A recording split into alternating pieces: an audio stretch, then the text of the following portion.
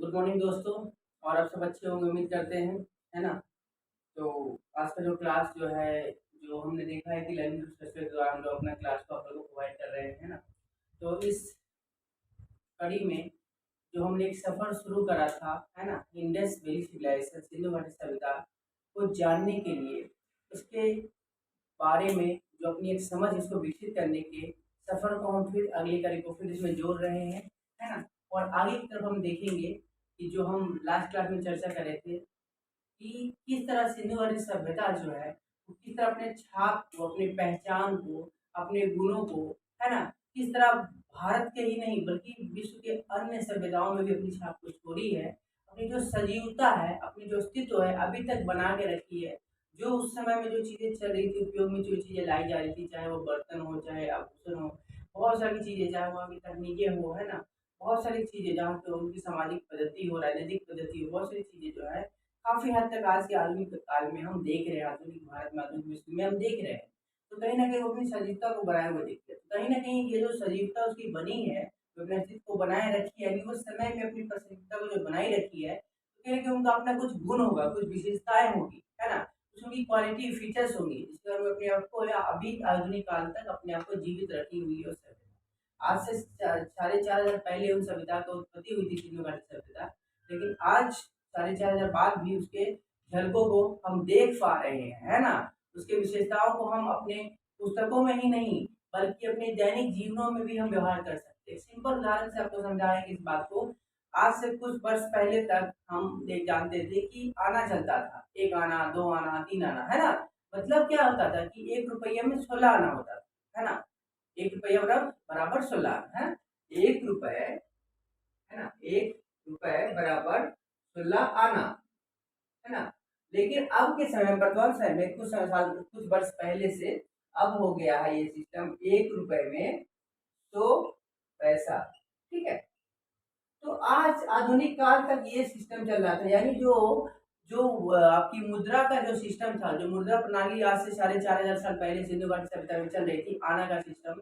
अभी हम पढ़ाएँगे, जब आपको पढ़ाएँगे सिंधु घाटी सभ्यता की मुद्रा और पाठ पद्धति पढ़ाएँगे, तो उसमें देखेंगे हम कि जो उनकी प्रणाली थी वो 16 के आवर्त के रूप में, 16 के आवर्तक के रूप में, आवर्तक यानी 16, 32 ऐसे करके आगे करके, है ना? जब 16 के आवर्तक के रूप में यानी 16 का टेबल के रूप में उनकी जो मुद्रा पद्धति थी वो चलती थी, संचालित होती थी व्यापार के माध्यम से, है ना? तो ये अभी कुछ साल पहले तक ये पद्धति रही।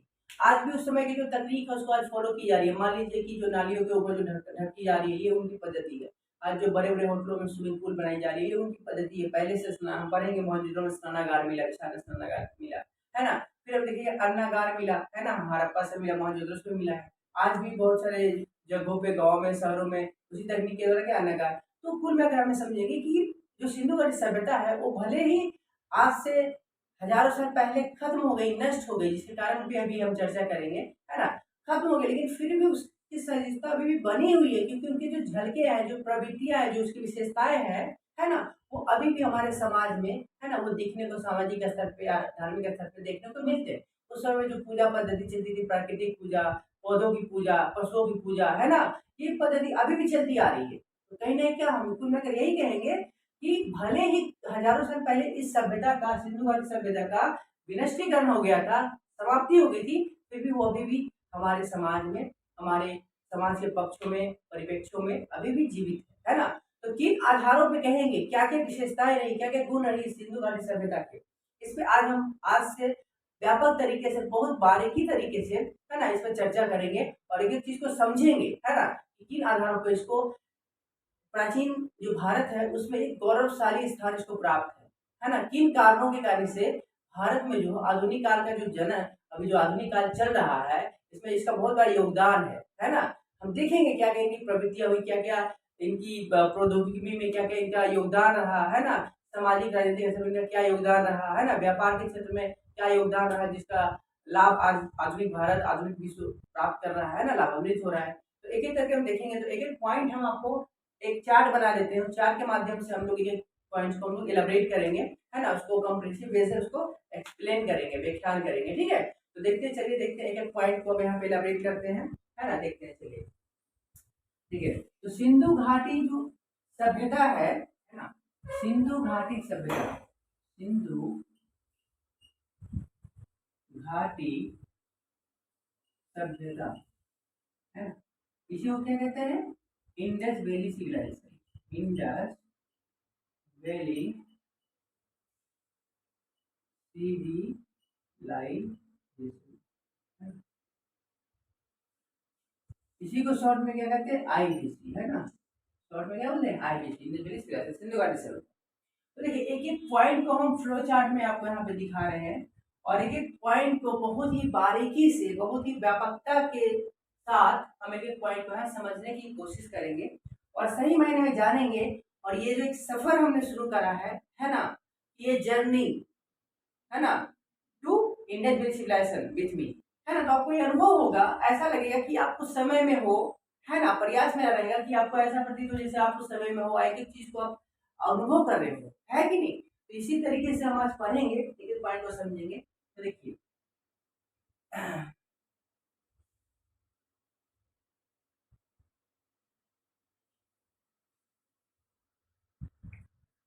तो पहला पॉइंट है नामकरण, नामकरण, कि ये सिंधु घाटी सभ्यता जो है, इसका नामकरण विभिन्न इतिहासकारों ने विभिन्न अर्थों के, विभिन्न प्रत्यक्षों में, विभिन्न उसकी विशेषताओं के आधार पे उसको अलग अलग नाम दिए हैं, ठीक है ना, ये हम देखेंगे।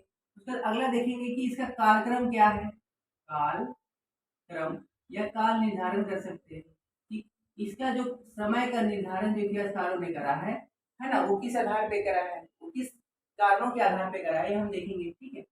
फिर क्या देखेंगे, एक एक करके हम चलेंगे, है ना, कि नामकरण हुआ, काल निर्धारण हो गया, ठीक है। उसके बाद चलेंगे, तीसरा पॉइंट हम देखेंगे विस्तार, है ना, ये जो सिंधु घाटी सभ्यता जो थी, इसका विस्तार भारत के किन किन क्षेत्रों में था, इसका मुख्य रूप से जो इसका विस्तार था, ये किन नगरों के अलग अलग जो हम नगर देखेंगे वो सब देखेंगे। तो ये आपका विस्तार हो गया, ठीक है। विस्तार में क्या होगा, दो तीन पॉइंट्स आएंगे, ठीक है ना, क्या क्या पॉइंट्स आएंगे, कि जो इनके स्थान है ना, इनके जो स्थान है उसके बारे में, ठीक है। दूसरा आ जाएगा कि इसका आकार कैसा था है, और तीसरा आ जाएगा इसकी चौहद्दी, चौहद्दी, है ना, चौहद्दी मतलब चारों दिशाओं में इसका प्रसार कैसा है, चारों दिशा में, है ना, चारों दिशा में। तो इस तरीके से हम विस्तार को तीन भागों में बांटेंगे, स्थान, है ना, कहाँ कहाँ पाया गया, आकार इसका कैसा क्या था, और तीसरा चौहद्दी, मतलब ये चारों दिशा में कहाँ तक इसका प्रसार प्रसार है सिंधु घाटी, ठीक है। उसके बाद हम देखेंगे 14 जो पॉइंट लेंगे, वो लेंगे हम लोग हड़प्पा कालीन, हड़प्पा कालीन प्रमुख स्थल, प्रमुख, है ना, जो नगर में, है ना, प्रमुख स्थल या, देखिए हड़प्पा कालीन जो नगर थे, बहुत सारे नगर में, लगभग समझ लीजिए 1500, ठीक है, 1500 प्लस जो है नगरों की अभी खुदाई के द्वारा खोज हो चुकी है, ठीक है ना, कुल समय मिलाकर और भी खुदाई हो रही है, तो और भी बहुत सारे नगर मिलेंगे ही, है ना। तो कुल मिलाकर ये है कि फिलहाल जो है लगभग 1500 नगरों की खोज हो चुकी है, स्थानों पे खुदाई के इतने नगर मिल चुके हैं। लेकिन कुछ जो मुख्य नगर है जहाँ से क्वेश्चंस बनते हैं, जो ज्यादा वेरी वेरी इंपॉर्टेंट सेक्टर्स है, जहाँ पे कुछ खास साक्ष्य मिले, इंपॉर्टेंट साक्ष्य मिले, जो उस समय के सामाजिक, राजनीतिक, आर्थिक और धार्मिक पक्षों को उजागर करती है, उसके तथ्यों को हमारे सामने प्रकाशित करती है, ज्यादा इंपॉर्टेंट है, उन सब नगरों के बारे में, नगरों के बारे में हम चर्चा करेंगे मुख्य, ठीक है। तो ये जो नगर है मुख्य रूप से, इसमें क्या क्या चर्चा करेंगे तो देख लीजिए। एक हो गया हड़प्पा साइड, है ना, हड़प्पा नगर। दूसरा क्या हो जाएगा भाई, मोहनजोदड़ो, मोहनजोदड़ो, है ना, जिसको मोहनजोदारो भी कहते हैं। आप एक मूवी आई थी अभी, है ना, उस मूवी में आपने देखा होगा, है ना, कौन है मूवी में आपका, ऋतिक रोशन है ना, उसमें उस मूवी के बारे में देखोगे, मोहनजोदारो के बारे में, उसमें बहुत सारी चीजें, देखिए बहुत सारी मूवी है, तो मैथोलॉजी तो जरूर है वहाँ पे, काल्पनिक चीजें बहुत है, लेकिन कुछ चीजें साक्ष्य भी है, तो अगर आप चाहो तो देख सकते हो, कुछ चीजें आपको मिल जाएगी सीखने की वहाँ। तीसरा जो है आपका साइड है कालीबंगा, कालीबंगा। चौथा साइड आपका है लोथल, है ना। उसका पांचवा साइड जो इम्पोर्टेंट है ना, पांचवा साइड हो गया रंगपुर। देखिए हड़प्पा, मोहनजोदड़ो, कालीबंगा, लोथल, ठीक है, और जो एक और इम्पोर्टेंट साइट है वो है चांदुराहो। चांदो राहो, है ना, चांदो। तो देखिए मुख्य रूप से हम यहाँ पे 6 नगरों की बात करेंगे। हड़प्पा, मोहनजोदड़ो, कालीबंगा, लोथल, रंगपुर, खजुराहो। और भी बहुत है, राखीगढ़ी है, बनावली है ना, और बहुत सारे हैं। ठीक है, तो वो सबको भी हम देखेंगे। सुत्ता गेडोर है, सुत्ता कोड है, तो ये सब भी देखेंगे। लेकिन मुख्य रूप से ये जो 6 है ये मुख्य ज्यादा इंपॉर्टेंट है। बाकी जो कुछ कुछ जो चीजें वहां से आएगी तो वहां से हम बता देंगे। ठीक है ना, जो चीजें इंपॉर्टेंट साथ जब हम पढ़ेंगे तो उसको भी चर्चा कर देंगे कि मुख्य 6 नगरों पे 6 स्थलों पे हम ज्यादा चर्चा करेंगे कि ये ज्यादा इंपॉर्टेंट। ठीक है, देखिए अब ये हड़प्पा साइड है ना, हड़प्पा, ये रावी नदी के किनारे है। रावी नदी कहाँ है? रावी नदी के किनारे। एक एक करके चर्चा करेंगे बाद में, पहले एक फॉलो चार्ट बना लेते हैं। ठीक है, देखिए हड़प्पाई साइड हो गया, जो हड़प्पाई हम साइड के बारे में नगरों पर हम जानेंगे। ठीक है, अगला जो पॉइंट हम पढ़ेंगे वो है सामाजिक पक्ष। सामाजिक, है ना, पक्ष यानी इस समय के जो सामाजिक तौर तरीके थे, है ना, जैसे मान लीजिए सामाजिक तौर तरीके में क्या क्या आ जाएंगे। मान लीजिए विवाह व्यवस्था, विवाह व्यवस्था, ठीक है, और क्या आएंगे भाई, स्त्री का स्तर, स्त्री का स्तर, है ना, उसका शिक्षा, ठीक है, स्वास्थ्य, खान पान, पहनावा, ठीक है। तो इस तरीके से ये कुछ पॉइंट्स आएंगे कि सामाजिक पक्ष में विवाह व्यवस्था हो गया, स्थिति का स्तर हो गया, शिक्षा हो गया, स्वास्थ्य हो गया, खान पान हो गया, पहनावा हो गया, है ना, ये सारी चीजें और भी आ जाएंगी। जैसे मान लीजिए मनोरंजन, है ना, तो भाई वो भी तो इंसान थे, वो भी तो मनोरंजन करते थे, इंजॉयमेंट करते होंगे ना भाई, हम लोग करते हैं। तो ये सब पक्ष किस में आ जाएंगे, सामाजिक पक्ष में आ जाएंगे। ठीक है, दूसरा अगला जो हम पॉइंट समझेंगे वो है राजनीतिक पक्ष। राजनैतिक पक्ष, है ना, राजनीतिक पक्ष मतलब बोले तो क्या है भाई, कि राजनीतिक व्यवस्था कैसा था, शासन व्यवस्था है ना कैसा था, है ना, ये सब चीजों को हम देखेंगे यहाँ पे राजनीतिक। ठीक है, उसका अगला जो है आपका धार्मिक पक्ष आ जाएगा। धार्मिक पक्ष यानी उनकी जो धार्मिक जो सोच विचार था, जो चिंतन भावना था, मंदिर था कि नहीं था, मूर्तियां का पूजा करते थे, है ना, पशु की पूजा करते थे, प्राकृतिक पूजा करते थे, मातृ मूर्ति की पूजा करते थे। ये सब पक्ष को हम कहाँ पे डील करेंगे, हम लोग धार्मिक पॉइंट्स में डील करेंगे। ठीक है, अब देखिए आगे आगे छोटा सा अंतिम पॉइंट्स हम डील करेंगे। थोड़ा सा इसको अलग करके रख दिए, लेकिन ये एक्चुअली व्यापार जो है ये आर्थिक पक्ष में ही आ जाएगा, लेकिन अलग से हम डील करेंगे इसको, है ना, एक पॉइंट व्यापार हो गया, है ना। उसका देखिए और आगे चलेंगे हम, व्यापार के साथ आ जाएंगे, इससे फिर आ जाएंगे मोहरे, है ना, जो बताया था ना कि मुद्रा सिस्टम, तो उस समय क्या था, मुद्रा नहीं थी, इसमें मोहरे चलते थे, है ना, व्यापार के लिए, है ना, अलग मोहरे चलते थे, जिसमें अलग अलग आकृतियों की मूर्तियां होती थी। मान लीजिए कहीं एक सिंह वाले, है ना, जानवर की मूर्ति, कहीं ऊपर वाले बैल की मूर्ति, कहीं पशुपति की मूर्ति, है ना, ऐसे करके वो मोहरे चलते थे। मुद्राएं का प्रचलन नहीं था उसमें। मोहरे और बाट, बाट मतलब जो वजन के लिए, जो आपको 16 आना बताए थे अभी, है ना, बाट वजन के लिए जो चीजें चलती थी पहले, जिसको बाट पद्धति बोल ली जाती है। ठीक है, ये आपका हो गया मोहरे और बाट हो गया। ठीक है, उसके अलावा देखिए और क्या है, और जो है आपके, और जो है मान लीजिए यहाँ पे एक और ऐड कर लीजिए, है ना, हड़प्पाई लिपि, हड़प्पाई लिपि, हड़प्पाई लिपि। आपको पहले हम बोलिए कि कोई भी सभ्यता जो होती है तब सभ्य कही जाएगी, कोई भी सभ्यता सभ्य तभी कही जाएगी, एक सभ्यता तभी कही जाएगी जब उसकी एक लिपि होगी, यानी एक लिपि, यानी भाषा। लिपि किसकी होती है, भाषा की लिपि। जैसे आज हिंदी भाषा, हिंदी भाषा की लिपि क्या है, देवनागरी है। इंग्लिश भाषा की लिपि, इंग्लिश भाषा की लिपि क्या है, रोमन है ना। उसी तरह का अरमाइक, है ना, ये सब क्या उर्दू भाषा की लिपि हुई। तो हर भाषा की लिपि होती है, यानी कहीं ना कहीं ये जब सभ्यता है, एक परिपक्व नगरीकरण सभ्यता की बात कर रहे हैं हम, सिंधु घाटी सभ्यता, तो कहीं ना कहीं इसकी भाषा रही होगी, है ना, जो इसके हमको लेखों में हमें प्राप्त होता है, जो हमें प्राप्त होता है। तो इसकी भाषा है ना, तो इसी को कैसी लिपि है भाई, कैसे लिखी जाती थी, है ना, इन सब चीजों को हम यहाँ बारीकी से डील करेंगे। ठीक है, लास्ट जो पॉइंट है सर हम लोग का, वो है आपका कि भाई ये जो सिंधु घाटी सभ्यता का अंत कैसे हुआ, है ना। सिंधु घाटी सभ्यता में कुछ लोग कहते हैं कि भाई तूफान आ गया, कुछ लोग कहते हैं बाढ़ आ गया, ऐसे बहुत सारी चीजें हैं, तो महामारी आ गया, तो ये कैसे है, इसको हम विस्तार से देखें। तो कुल मिलाकर हम जो है इस व्यू में एक करके क्रमबद्ध तरीके से क्रम के बाद क्रम के बाद क्रम करके ऐसे करके धीरे धीरे करके एक पॉइंट हम डील करेंगे और ये कोशिश करेंगे कि ये जो हमने सफर शुरू किया सिंधु घाटी सभ्यता को समझने के लिए, सिंधु घाटी सभ्यता को जानने के लिए, ठीक है, ये सभ्यता को जानने के लिए जो सफर शुरू किया, तो इसको हम 3-4 कड़ी में कोशिश करेंगे कि 2 से 3 कड़ी में हम कंप्लीट कर दें, ठीक है ना। तो ये धीरे धीरे करके ये टॉपिक बारीकी से समझाएंगे क्योंकि ये इंपॉर्टेंट टॉपिक है और मैक्सिमम जितने एग्जाम्स होते हैं चाहे वो ग्रुप डी से लेकर IAS PCS तक, स्टेट PCS तक, IAS तक, सारे एग्जाम्स में क्वेश्चन यहाँ से बनते हैं, बहुत इंपॉर्टेंट है और हमें जानना भी चाहिए इसके बारे में क्योंकि हमारे संस्कृति का एक अमूल अभिन्न अंग है, हमारे भारतवर्ष का है ना, हमारे देश का एक अभिन्न अंग है संस्कृति का, ठीक है। क्योंकि कहीं ना कहीं ये हम कहते हैं प्रथम नगरीकरण सभ्यता, यानी ये कहीं ना कहीं हमारे भविष्य को, हमारे आधुनिक काल को ये कहीं ना कहीं एक का सहायक के रूप में हर क्षेत्र में, आर्थिक धार्मिक हर क्षेत्र में एक सहायक के रूप में सिद्ध हुआ है ना। तो इसके बारे में जानना अत्यंत आवश्यक हमें जानना चाहिए, इसलिए बारीकी से देखेंगे। देखिए तो स्टार्ट करते हैं हम लोग, पहला स्टार्ट करते हैं हम लोग नामकरण, ठीक है, नामकरण। देखिए तो बहुत सारे लोगों ने तथ्यों के आधार पर इनका अलग अलग नाम रखा, ठीक है, अलग अलग नामों से पुकारा गया। जैसे हमने बोला सिंधु घाटी सभ्यता, ठीक है ना, सिंधु, तो क्यों रखा गया, आपको पहले बताया कि किसी भी सभ्यता के लिए एक अत्यंत आवश्यक जो वस्तु होती है वो होती है जल, ठीक है। तो जल दोनों के लिए आवश्यक होती है। जब हमको बता दिए कि नगरी सभ्यता है तो यहाँ पे व्यापार होता होगा, कृषि भी होती होगी, है कि नहीं, लोग रहते हैं, खान पान में भी जल की आवश्यकता है।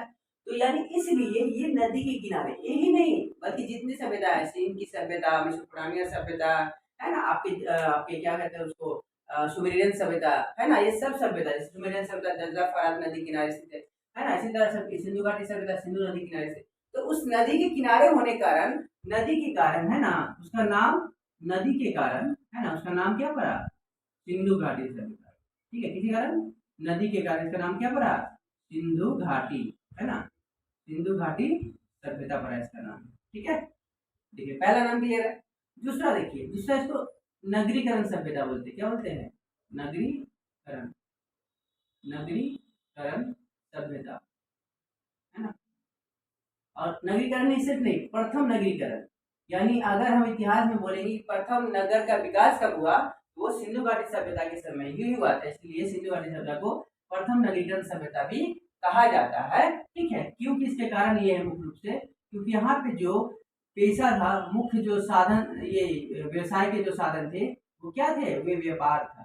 यानी यहाँ इस सभ्यता का जो मुख्य जो आर्थिक गतिविधि थी, आर्थिक जो गतिविधि थी, मुख्य आर्थिक गतिविधि थी वो क्या थी, वो व्यापार थी, ठीक है ना। क्यों, क्योंकि ये नगरीकरण सभ्यता थी, नगरों में व्यापार ज्यादा होता है ना, इसलिए व्यापार का बहुत बड़ा केंद्र था, ये व्यापारिक समृद्धि यहाँ हुई थी, इसलिए नगरीकरण सभ्यता, ठीक है। देखिए तीसरा इसको बोलते हैं कांस्य युगीन सभ्यता, क्या बोलते हैं, कांस्य युगीन सभ्यता, ठीक है।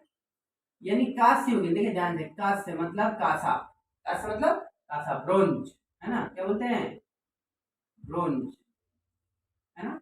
यानी इस सिंधु घाटी सभ्यता में आज से 4500 वर्ष पहले, है ना, ये लोग किस वस्तु का प्रयोग करते थे, कि जो धातु का प्रयोग करते थे वो क्या था, कांसा था। मुख्य रूप से ये अपने औजार बनाने में, है ना, अपने हथियार बनाने में, खेती के लिए जो यंत्र बनते थे, है ना, सभी चीजों में किसका उपयोग करते थे, किस धातु का, कांसा का, इसलिए इस सभ्यता को कांस्य युगीन सभ्यता भी कहा जाता है। एक और नाम है जिस नाम से इसको पुकारा जाता है, ठीक है, एक और नाम है, उसको बोलते हैं हड़प्पाई सभ्यता, हड़प्पाई सभ्यता, हड़प्पाई सभ्यता, ठीक है, हड़प्पाई सभ्यता।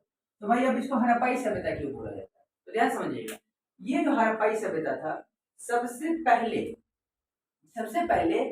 सिंधु घाटी में जिस नगर की खोज हुई, खुदाई हुई, उस खुदाई के दौरान पहला जो नगर बना था, जो पहला नगर अस्तित्व में आया था, जो पहले नगर का झलक मिली थी लोगों को, है ना, वो 1921 में, है ना, दयाराम साहनी जो एक इतिहासकार थे, है ना, एक पुरातत्ववेत्ता थे, है ना, आर्कियोलॉजिकल ऑफ इंडिया में, तो उनके द्वारा 1921 में, सबसे पहले 1921 में, है ना, दयाराम साहनी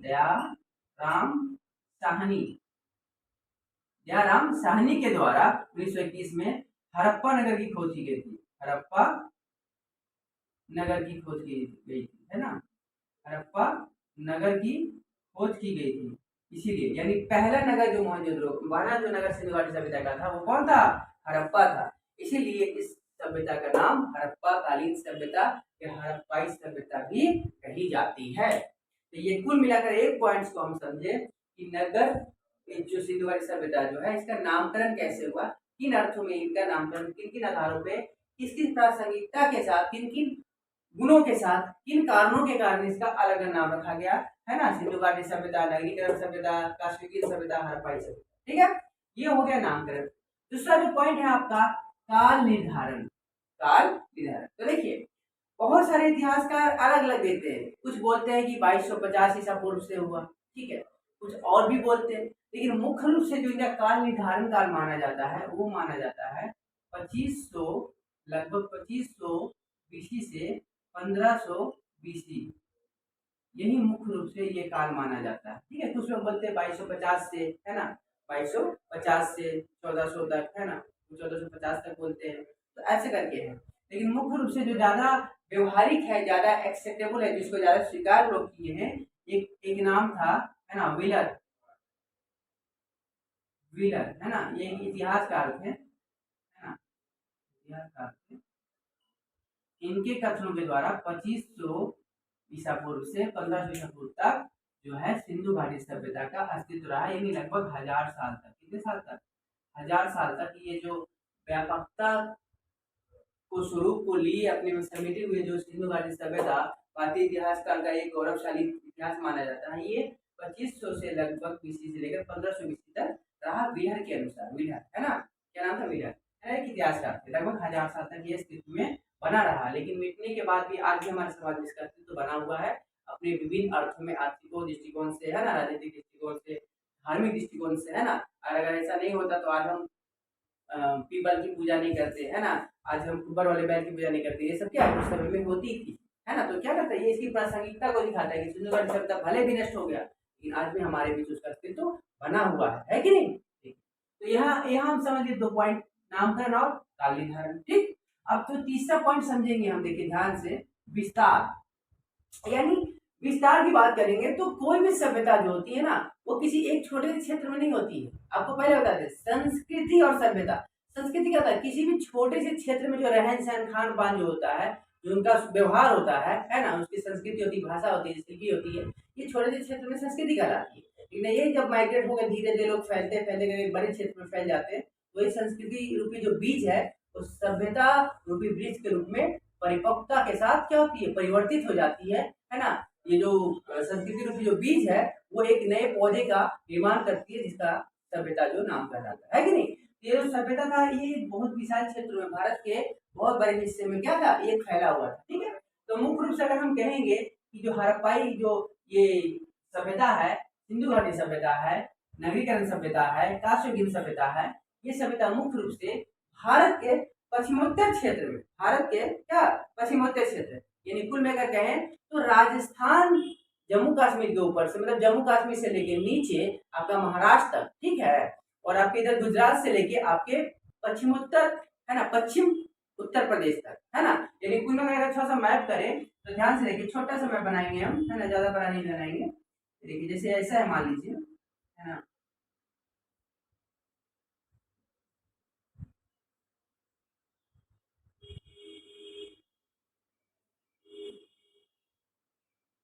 ठीक है, देखिए, तो मान लीजिए ये जो ऊपर का ये नॉर्थ है, मतलब ये उत्तर है, ये दक्षिण है, ये पूर्व है, ये पश्चिम है। ठीक है, भारत का छोटा सा मैप है। ठीक है, देखिए, तो उत्तर में आपका जम्मू कश्मीर है, आपको पता है ना, जम्मू कश्मीर। तो जम्मू कश्मीर में एक जगह है जिसका नाम है मांडा। क्या नाम है? मांडा। ये मुख्य रूप से माना जाता है कि चिनाव नदी के किनारे है। किसके किनारे है?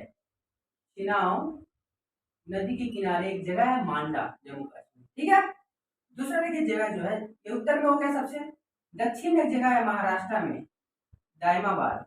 क्या है? दायमाबाद। ये कहाँ पे है? महाराष्ट्र में। ठीक है, कहाँ पे है? महाराष्ट्र में। ध्यान से देखिए, जो पूर्व में जो क्षेत्र है, पूर्व में, ठीक है, पूर्व में जो क्षेत्र है वो है आलमगीरपुर। आलमगीरपुर ये जो है यूपी के मेरठ में है। मेरठ एक शहर है यूपी का, है ना, यूपी के मेरठ में है, ठीक है। और एक और जो जो सबसे पश्चिम वाले हिस्से में है, आप ध्यान से देखिएगा, ये जैसे पाकिस्तान का इलाका मान लीजिए ये है ना, तो इसका जो नीचे वाला इलाका है, ठीक है, बलूचिस्तान का इलाका जो है ना, तो यहाँ पे एक बलूचिस्तान का जो इलाका है, ठीक है, यहाँ ये इलाका बलूचिस्तान, यहाँ पे एक जगह है सुख्त गेंदोर है, ये कहाँ पे, बलूचिस्तान में है। बलूचिस्तान बलूचिस्तान का है भाई, पाकिस्तान में है ना। पाकिस्तान का जो दक्षिणी इलाका है जो अरब सागर से कनेक्ट होता है, उसको क्या बोलते हैं, उसको हम लोग बोलते हैं बलूचिस्तान, है ना। सौदर्न पोर्शन ऑफ पाकिस्तान, पाकिस्तान का जो सबसे दक्षिण वाला हिस्सा होता है, वहाँ पे एक साइड है, अरबाई साइड है, साइड है, जिसका नाम है सुख्ता गेंदोर। तो कुल मिलाकर देखिए ध्यान से, सबसे पूरब में, ठीक है, आलमगीरपुर है ना, मेरठ में है। ये एक नदी है के किनारे बसा हुआ है, जिसको बोलते हैं हिंडन नदी। क्या बोलते हैं, हिंडन नदी, ठीक है, इसके किनारे। आपको कह रहे हैं कोई भी नगर जो है वो मुख्य रूप से कहाँ है, कोई भी सभ्यता नदी किनारे, क्योंकि लिए जन अनिवार्य होता है। दूसरा मांडा, मांडा जो है ये चिनाव के किनारे स्थित है, बता ही दिए, है ना। देखिए दायमाबाद, ये प्रभार नदी किनारे स्थित है। प्रभार नदी है एक, जो गोदावरी की सहायक नदी है। किसकी सहायक नदी है, गोदावरी, गोदावरी की क्या है ये, सहायक नदी है, ठीक है, प्रभार नदी। इस प्रभार नदी के किनारे दायमाबाद, यानी सबसे दक्षिणी जो नगर है ये बसा हुआ है सिंधु घाटी। सबसे पश्चिम में जो सभ्यता है, जो इस सभ्यता का जो नगर है सुख्ता गेंडोर, जो बलूचिस्तान पाकिस्तान में है ना। तो ये एक किस नदी किनारे स्थित है, ये है दस्तक नदी, दस्तक नदी के किनारे आपके, यानी कुल मिलाकर कहे तो सिंधु घाटी सभ्यता का सबसे उत्तरी जो नगर मिला, साक्ष्य मिला, वो मांडा मिला, जम्मू कश्मीर में चिनाब नदी किनारे, ठीक है। दूसरा जो साक्ष्य मिला सबसे दक्षिणी में, वो दायमाबाद महाराष्ट्र में मिला, है ना, जो दस्तक नदी किनारे, जो आपका प्रभार नदी किनारे मिला, जो गोदावरी की सहायक नदी है।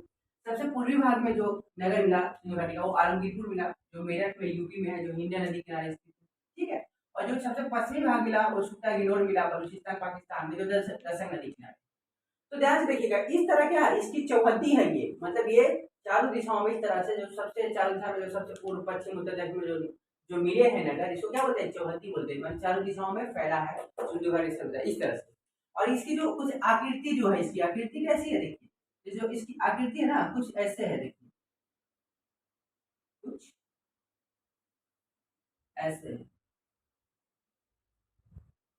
ठीक है। कैसा है ये आकृति, त्रिभुजाकार है, कैसा है, त्रिभुजाकार। यानी सिंधु घाटी सभ्यता के जो क्षेत्रफल है, ये सिंधु घाटी सभ्यता का जो विस्तार प्रसार है वो त्रिभुजाकार है, कैसा है, त्रिभुजाकार है, ठीक है।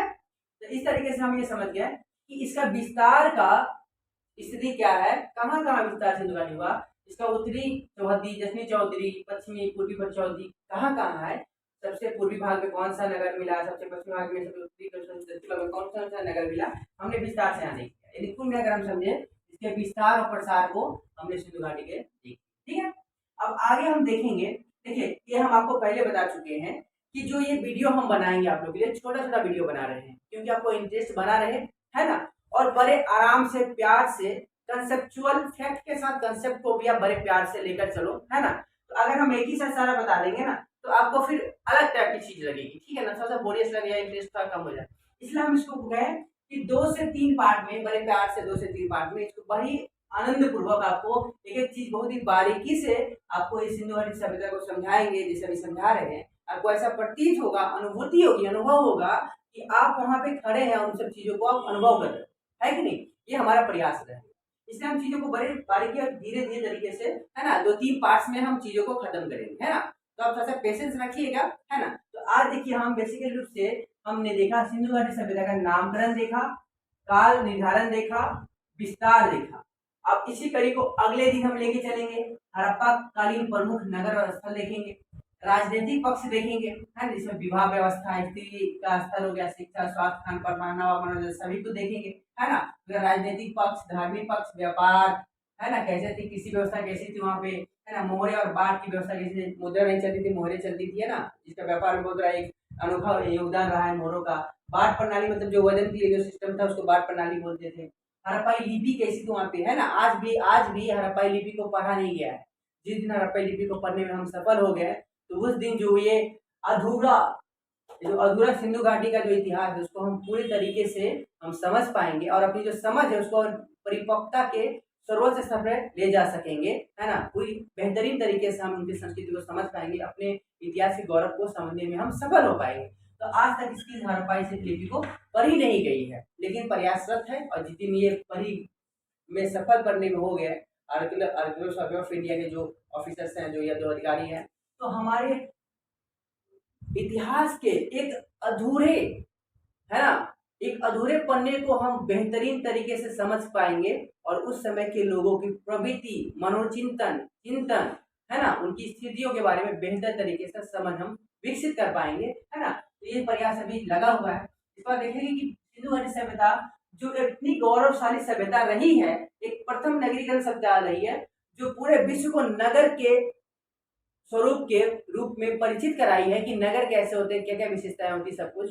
वो नगर मात्र 2500 से 1500 तक इसी तक यानी मात्र 1000 साल तक ही रहा। इसके अंत का कारण क्या क्या था, है ना, ये हम विस्तार से देखेंगे। तो इस तरीके से जो हमने देखा आज कि सिंधु घाटी सभ्यता, है ना, आपका सिंधु घाटी प्रथम नगरीकरण सभ्यता, काश्मीर सभ्यता, हड़प्पाई सभ्यता, इसका नामकरण कैसे हुआ, किन किन आधारों पर परिप्रेक्ष्य में हुआ, इसका काल निर्धारण कैसे हुआ, किन विशेषताओं के पर हुआ, इसका विस्तार यानी स्थान, आकार, चौहद्दी, कहाँ कहाँ ये फैला हुआ, उत्तर पूर्व पश्चिम में इसके नगर कहाँ मिले, ये हमने बेहतर तरीके से एक समझ विकसित की, है ना। फिर अगले कड़ी में हम आगे चलेंगे हड़प्पा के धीरे दो तीन, है ना, टॉपिक में या दो तीन जो क्लास है, दो तीन लेक्चर में इसको हम दो तीन कड़ियों में इसको खत्म करेंगे ताकि आपका समझ जो है विकसित हो जाए और कोई भी एग्जाम हो, चाहे वो कोई ग्रुप डी का एग्जाम हो, है बैंकिंग का एग्जाम हो, चाहे स्टेट पीसीएस हो, है ना, यूपी पीसीएस हो, बीपीएससी हो या डब्ल्यूपीसीएस हो, जो भी स्टेट पीसीएस हो, है ना, चाहे यहाँ तक कि आईएससी क्यों ना हो, है ना, एक आप फैक्ट के साथ उसके पीटी एग्जाम के साथ आप मेंस के लिखने की तैयारी भी आपके लिए स्टार्ट हो जाए। अगर आपको कहे ऐसा कोई क्वेश्चन दे दे कि आप भी प्रमाणित अभी इस तरह से को साबित करिए कि जो हड़प्पन कालीन जो सभ्यता थी, सिंधु घाटी सभ्यता, वो आज भी जीवंत है, आज भी अस्तित्व में है, इसको प्रमाण कीजिए, इसको स्पष्टीकरण कीजिए। तो ये क्वेश्चन भी आप अच्छे से लिख सकते हो, है ना। तो इस तरीके से हम कॉन्सेप्ट और फैक्ट दोनों को आराम से अच्छे तरीके से आपको हम, है ना, इससे उजागर कराएंगे, है ना, समझाएंगे। तो आज तक का क्लास हम लोग यहाँ रखते हैं, फिर अगले करीब आपसे मुलाकात होगी, है ना। तब तक जो बताया गया उसको पढ़िए, समझिए, जो भी दिक्कत हो कमेंट करिए, है ना, हम उसको सॉल्यूशन करने की कोशिश करेंगे और बेहतर तरीके से सॉल्यूशन करने की कोशिश करेंगे। तो अपना जो कीमती जो कमेंट है वो आप लोग जरूर दें ताकि हम अपने में अगर हमसे कोई सुधार की कोई ज़रूरत हो तो हम सुधार ज़रूर करेंगे, है ना। कोई भी आपको दिक्कत हो, कोई असुविधा हो समझ में, आप कमेंट करिए, आपको समझाया जाएगा, कोशिश की जाएगी आपको जो बेहतर तरीके से उसको स्पष्टीकरण करने की। तो इसी के साथ अब हम अलविदा लेते हैं आपसे, फिर मिलेंगे अगले कड़ी में, है ना, इसी को और इस सफ़र को आगे लेके जो आप हम लोग के हमारे साथ चल रहे हो, आप लोग सिंधु घाटी के सफ़र की ओर, है ना, सिंधु घाटी सफ़र पे और आगे लेके चलेंगे अगली क्लास में। फिर मिलते हैं, पढ़ते रहिए, ध्यान दीजिए और अपने लक्ष्य को साधने के लिए हमेशा प्रयत्नशील रहिए। हम आपके साथ हैं और हमेशा रहेंगे। धन्यवाद, फिर मिलते हैं।